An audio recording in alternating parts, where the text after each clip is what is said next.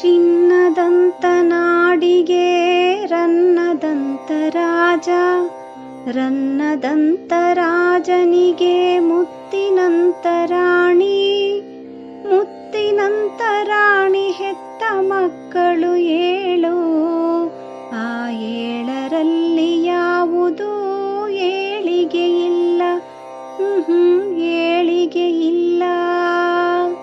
ಚಿನ್ನದಂತ ನಾಡಿಗೆ ರನ್ನದಂತ ರಾಜ, ರನ್ನದಂತ ರಾಜನಿಗೆ ಮುತ್ತಿನಂತ ರಾಣಿ, ಮುತ್ತಿನಂತ ರಾಣಿ ಹೆತ್ತ ಮಕ್ಕಳು 7.